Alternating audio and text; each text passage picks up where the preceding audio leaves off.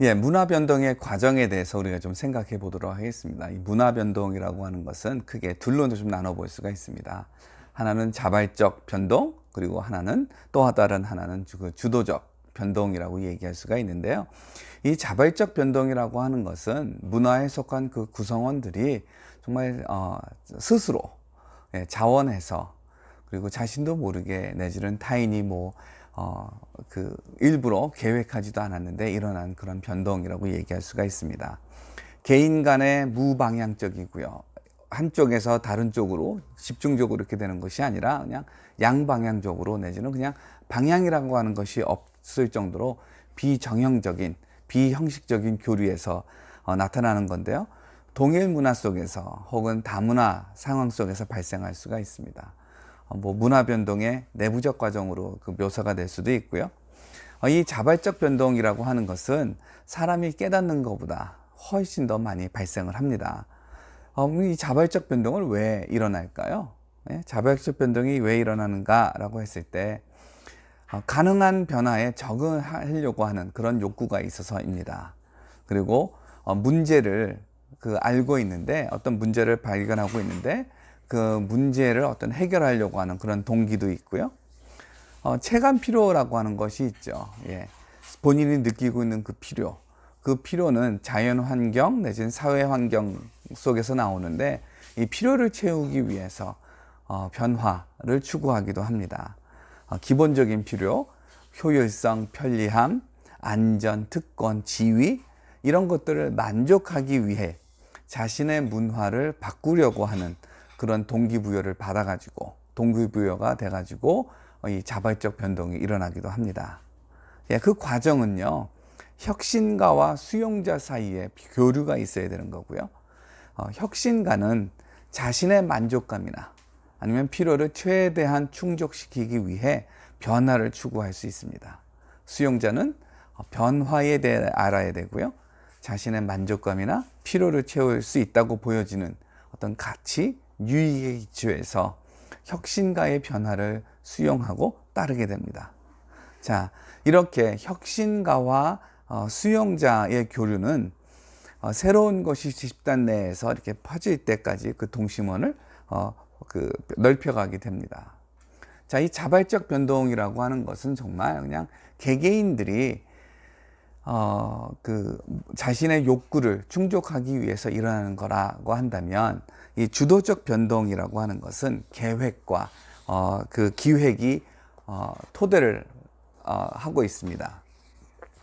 이 주도적 변동은요, 어떻게 실행할 것인가에 대한 구체적인 활동이 있습니다. 또 문화 접촉에 있어서 어느 정도 강제하는 것이 있습니다. 타인과의 접촉에 있어서는 예전에는 과거에는 외부적 과정으로 보았었고요. 이 강제에 의한 변화를 소개하고 계획하고 실행하고 촉진하는 것과 연결이 되어 있기도 합니다. 그 특징은 한 5가지 정도가 되는데요. 필요, 동기, 사람 사이의 교류, 이런 것들은 여전히 필요한 구성 요소이고요. 그리고 동일 문화 혹은 다문화 과정에서 발생할 수가 있고요.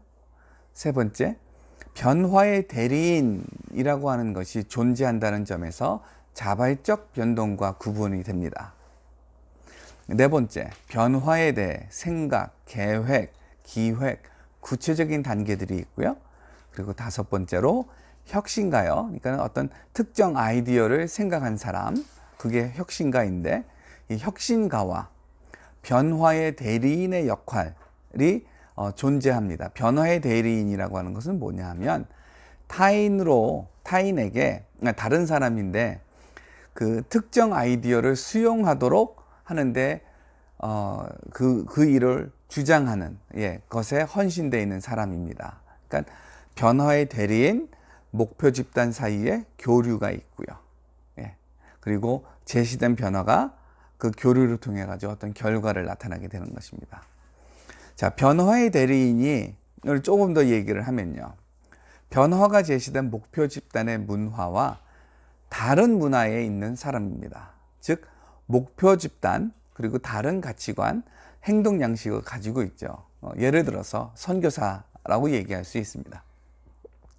나름대로의 가치관, 행동 양식, 기술, 전문 지식, 의사소통 능력, 목표, 목적들을 가지고 있죠. 예. 그 선교사가 그 변화의 대리인이라고 얘기할 수가 있고요. 그런 다음에 이제 목표 집단이 있겠죠. 복음을 받아들이는 그 사람들이요. 이 사람들 같은 경우에는 그 선교사, 변화의 대리인과 다른 가치관, 그리고 행동 양식을 가지고 있습니다. 이 사람들은 자신의 문화와 그리고 가치관에 대해서 깊이 잘 알고 있고요. 그리고 이 사람들이 바로 자신들의 그 전통 문화에 대해서 도전을 받습니다. 그러면 이 목표 집단은요, 변화의 대인이 도전을 주었습니다. 도전을 주면 어떤 거를 느끼게 될까요? 이 사람들은 그 변화를 수용을 하거나 아니면 그거를 배척하거나 할 수가 있고요. 자신의 가치관을 소중하게 여기거나 자신의 가치관을 버리거나 할 수가 있고요. 그리고 기꺼이 자신의 것을 바꿀 수도 있고요. 아니면 유지할 수도 있고요. 변화를 소중하게 여길 수도 있고요. 변화가 중요하지 않다라고 생각할 수도 있고요. 자, 이들의 기본적인 욕구는 새로운 환경과 상태를 증명되고 전통적인 방법으로 대응하는 것입니다. 그러니까 변화에 부정하고 변화를 거부하는 것이죠. 그것이 흔히 나타나는 일반적인 모습입니다. 자, 이 목표 집단 안에는요, 또 다양한 사람들이 있습니다. 혁신가라고 하는 사람들이 있는데 이 사람들은 아주 모험적입니다. 새로운 아이디어에 대해 관심이 많고요. 그리고 폭넓은 사회관계를 가지고 있습니다. 또 다른 혁신가와 교류하기도 하고요. 그리고 충분한 재정 능력을 가지고 있습니다. 그래서 새로운 걸 받아들이더라도 새로운 거를 실험하더라도 위험하지 않는 거죠. 그리고 복합적인 기술 지식을 이해하고 적용할 수 있는 능력을 가지고 있고요. 또 높은 수준의 그 불확실성을 극복할 수 있는 능력이 있습니다. 모험적이고 확산 과정에서 아주 중요한 역할을 합니다. 예, 선교지에 혁신가적인 사람들이 있습니다. 예, 그 사람들이 누구일까요? 그거는 선교사가 한번 찾아봐야 되겠죠. 자, 초기 지도자들이 또 있습니다. 이 초기 지도자들은 좀 지도적 역할을 하게 되는데요. 혁신가보다 이 지역사회 체계 안에서 보다 필수적인 역할을 감당합니다. 일단 그 목표 집단의 구성원이고요. 그리고 여론 주도자들입니다. 이 사람들은 거의 문화 변화의 전도사다라고 얘기할 수가 있습니다. 이 사람들이 롤 모델을 감당을 하고요. 그리고 채용할 것에 대해서 그 변화, 문화 변화 있죠. 그걸 받아들일 거냐 말 것이냐에 대해서 이 사람들이 받아들이면 그 집단 안에서는 불확실성이 많이 감소가 되는 것입니다. 주변 사람들에게 그 새로운 변화가 어떤 것이다. 긍정적인 아이디어 내지는 부정적인 평가를 줄 수가 있고요. 이 새로운 변화에 대해서 이거 괜찮은 거야 라고 하는 그런 보증수표를 또한 주기도 합니다.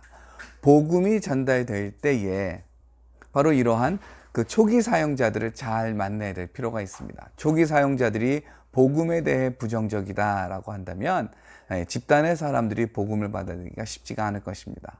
그런데 초기 사용자들이 복음에 대해서 긍정적이란다면 복음을 받아들이는 그 수용도가 그 집단에서 높을 수가 있습니다. 자, 그 다음에 초기 다수라고 하는 그 사람들이 있습니다. 심사숙고형이죠. 그룹 내의 평균보다는 새 아이디어를 빨리 받아들입니다. 주변 사람들과 교류는 해요. 근데 여론 주도자들은 아니에요. 그러니까 그룹 내에서 약 30%에 해당이 되고요. 혁신가 그리고 초기 사용자에 비해서 의사결정이 좀 오래 걸립니다. 초기 사용자는 우리가 흔히 뭐라고 얘기를 하냐면 early adopter라고 얘기를 하죠. 그 사람들에 비해서 이 초기 다수는 조금 더 심사숙고형입니다. 예, 이 사람들은 새 아이디어를 먼저 받아들이는 사람도 아니고요. 그리고 또 옛 아이디어를 먼저 버리는 사람도 아닙니다. 자, 이 초기 다수가 있고요. 그런 다음에 후기 다수가 있습니다. 이 사람들은 좀 회의적 사고형이라고 얘기할 수 있는데요. 그룹 내 평균보다 새 아이디어를 좀 나중에 받아들이는 사람이고요. 회의적이고 의심도 많습니다. 그리고 경제적인 이유나 주변 사람에 의해서 의사를 결정하게 되고요. 대개 이 후기 다수는 충분한 자원을 소유하고 있지 않습니다. 그리고 지각생 층이 있습니다. 아주 전통적인 사람들이죠. 예, 가장 전통적이고요. 과거 중심적이고요. 전통적 사고관을 가지고 있는 사람들과 교류를 합니다. 왜? 유유상종이라는 것이 있잖아요. 그리고 혁신, 그리고 변화의 대리인에 대해서 의심이 많습니다. 그리고 이 사람들은 자원이 충분하지 않은 경우가 되게 많습니다. 새로운 것을 채용할 때 아주 조심하게 되죠.